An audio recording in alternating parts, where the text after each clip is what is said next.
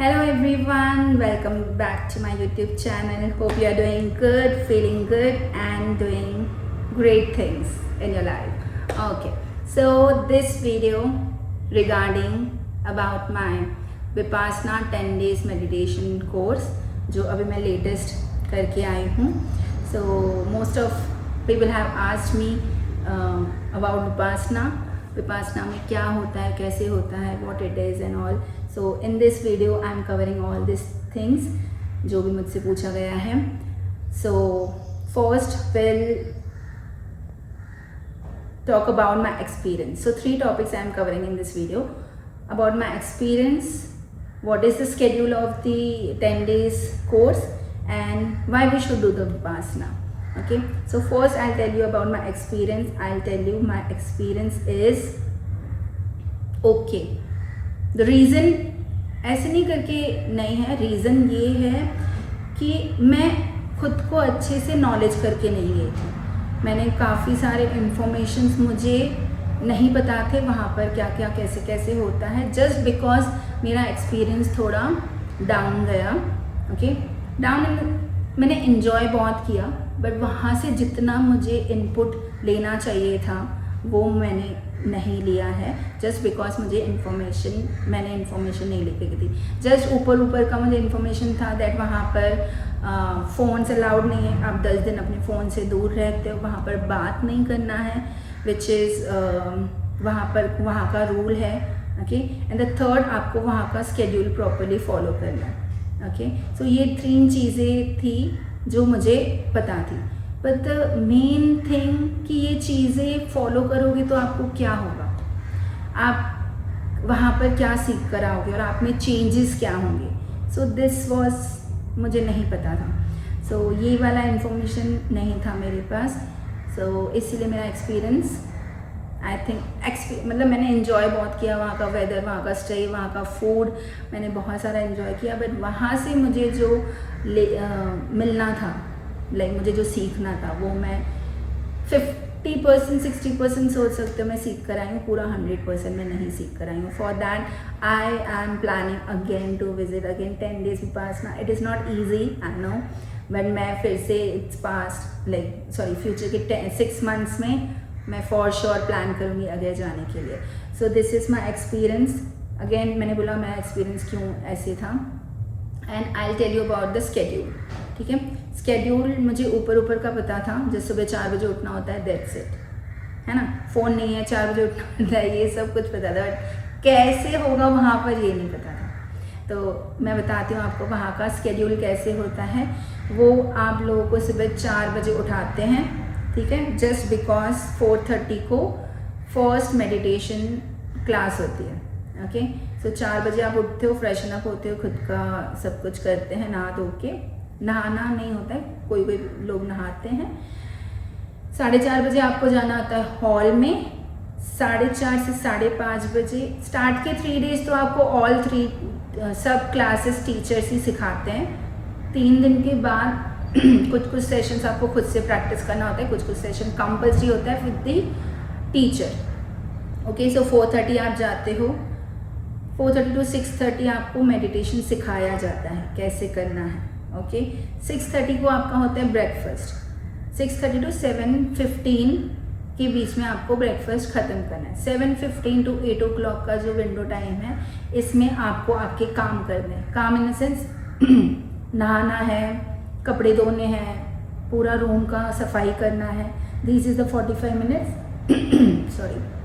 जहाँ पर आपको ये सब कुछ काम ख़त्म करना है. Then 8 o'clock again you have to go to the meditation hall.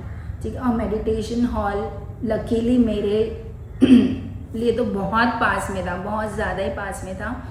बाकी सब जो हैं काफ़ी नीचे रहते हैं, उनको पहाड़ ऑलमोस्ट इंक्लाइन चढ़कर आना होता है, फिर मेडिटेशन हॉल में जाना होता है. मैं लकी रही इस बात में, मुझे बहुत पास में मिला.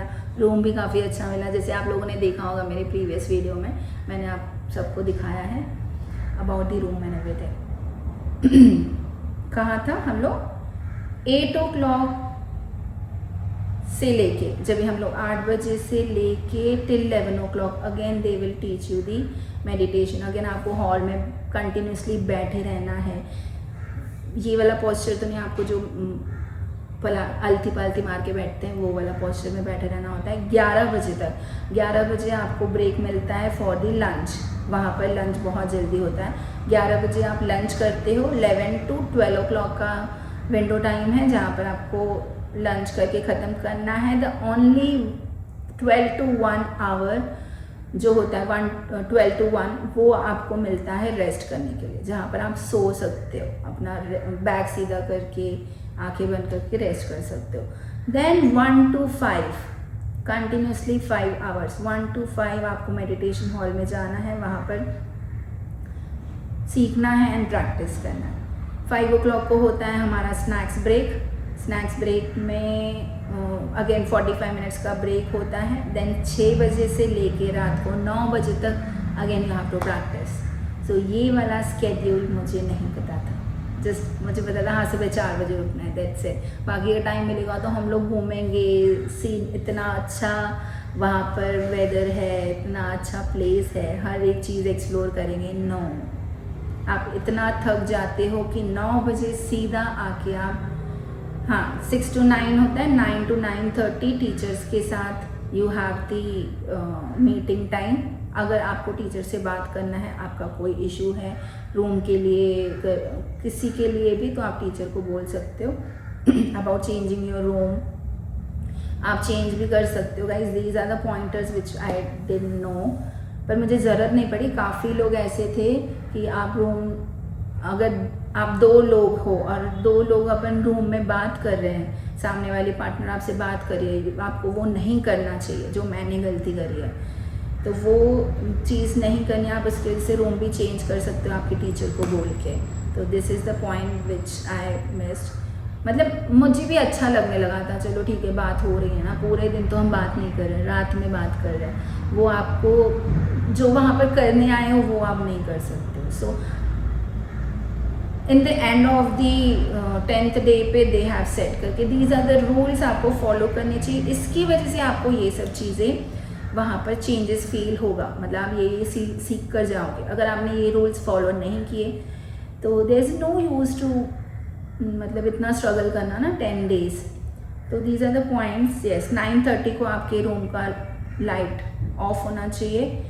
9:30 अगर लाइट ऑफ नहीं है उसके लिए भी आपको चेक किया जाता है। एंड द सेविका, जो वहाँ पर सेविका होते हैं, वो आपके डोर को नॉक करते हैं that please switch off your life and sleep.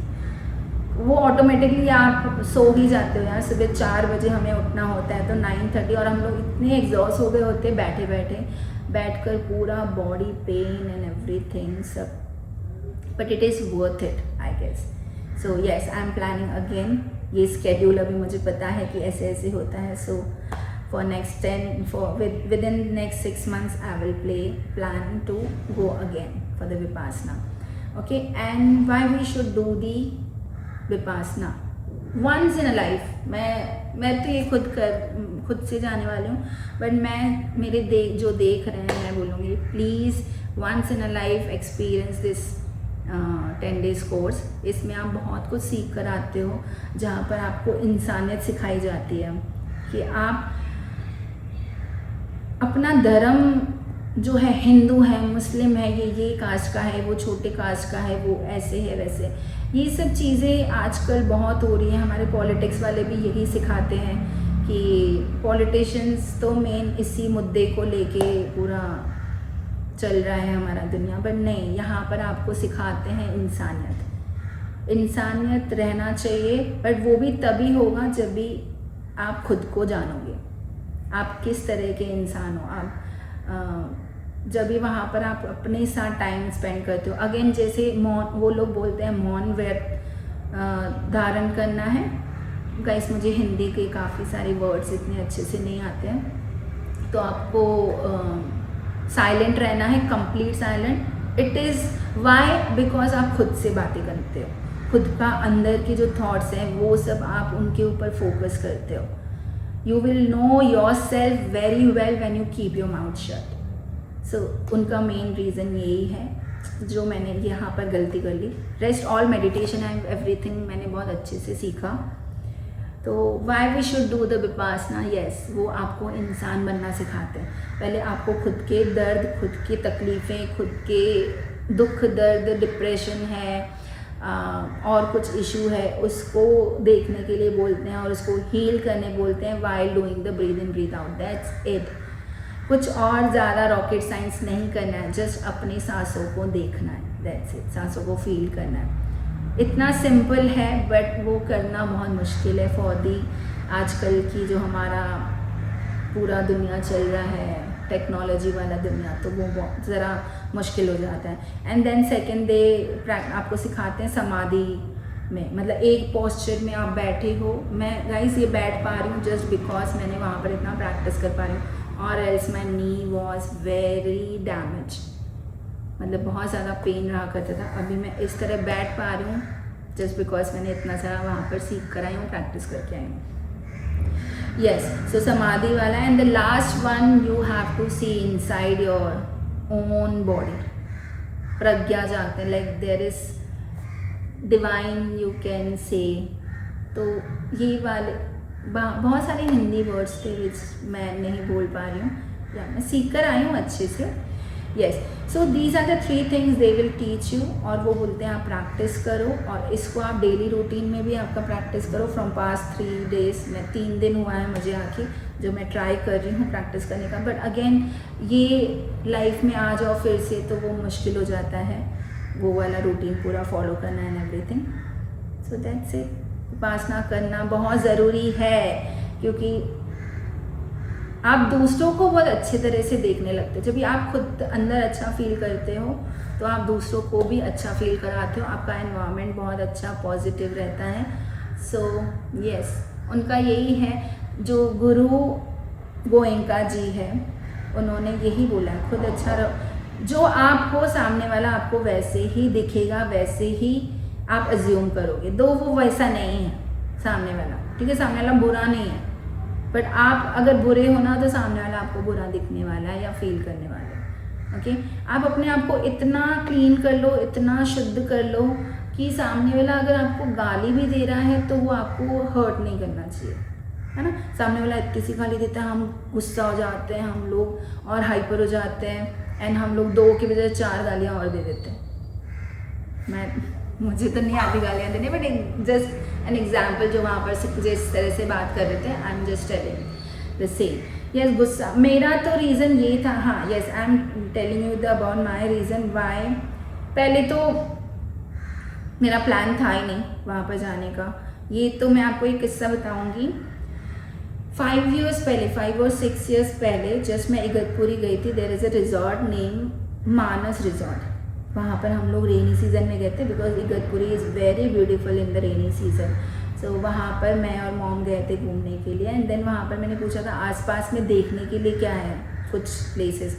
They set करके there is a very famous Vipassana centre here Igatpuri में, दम्मागिरी एंड ऑल, वो देख कर आ जाए। मैंने वहाँ पर देखा था, मुझे तब से था करके यार मुझे एक बार यहाँ पर अंदर जाना है, बिकॉज वो लोग गेट तक अलाउ करते हैं, आपको अंदर जाने नहीं देते, तो एक क्यूरियोसिटी हो जाता है ना, क्योंकि अंदर क्या है मुझे देखना है। तो ये जस्ट एक बार ऐसे मेरे थॉट में आया था, एंड रिसेंटली रील्स में काफ़ी सारा आ रहा था, विपासना करना चाहिए, ऐसा होता है, मौन रखना होता है, फ़ोन नहीं होता है।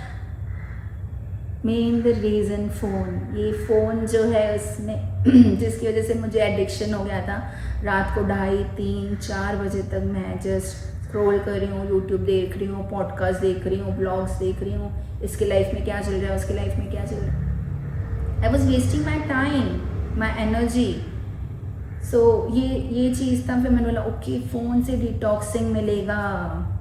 सो मैं जैसे रील देखा, मैं जल्दी से गूगल पे गई, विपासना सर्च किया, देयर इज़ दी वेबसाइट, उनका वेबसाइट में कहाँ पर क्या क्या हो रहा है। ओ माय गॉड, इगतपुरी पे, और ओपन भी है। बहुत मुश्किल होता है आप उस टाइम पर, जब भी जो डेट्स में आपको चाहिए और वो मिल जाए। मैंने तो ऐसे कुछ प्लान किया नहीं था। इगतपुरी सेकेंड मैंने मम्मी और मेरा फॉर्म फिल कर दिया, करके छोड़ दिया, ठीक है क्या होगा क्या नहीं।